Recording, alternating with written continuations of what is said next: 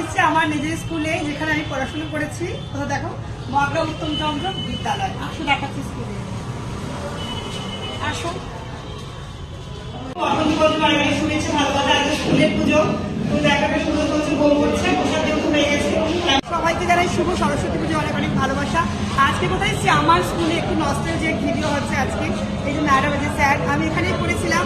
আর এই Mogra উত্তমচন্দ্র high school, এখানে অনেক পুজো হচ্ছে। একটু ঘুরতে হবে, যদি বাঙালিয়ানা সাজ, সবাই নাচের পোশাক, সেই ছোটবেলার স্মৃতি, স্যার আমাকে বাংলা পড়াতো ইংরেজি বলতে।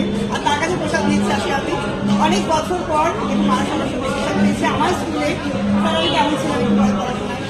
পড়াশোনায় ঠিকঠাকই ছিল, মন দিয়ে পড়াশোনা শুনতো। আজকে অনেকদিন বাদে দেখা হলো, আমার খুব ভালো লাগছে। আমাদের স্কুলে আজকে আর এখন কবিতা দিয়ে আসছি, নাম বলো।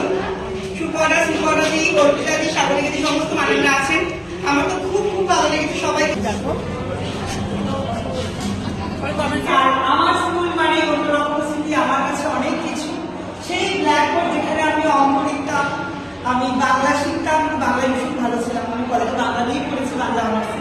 আমার সেই স্কুল লাইফ আমার সত্যি খুব একটু অন্যরকম মুহূর্তে। সেই বেঞ্চ যেখানে সবাই বসতাম, আমার বন্ধু বান্ধব সবাই ছিটে গেছি, সবাই সহমত রয়েছি, কিন্তু আমি সেই নস্টালজিক মনে পড়ে যাচ্ছি। সেই বেঞ্চ, আমি একদম ফার্স্ট বেঞ্চিতে বসতাম, ওখান থেকে অঙ্ক দেখতাম, বাংলা দেখতাম, ম্যাডামদের কত বকা খেয়েছি, মার খেয়েছি, কিন্তু ভালোবাসা। সরস্বতী পুজো মানে এরকম চিঠি পাওয়া যায়, দেখো প্রত্যেকটা স্কুল থেকে সুলতান গাছা, মগরা উত্তমচন্দ্র, বাঙালি স্কুল থেকে, বহু স্কুল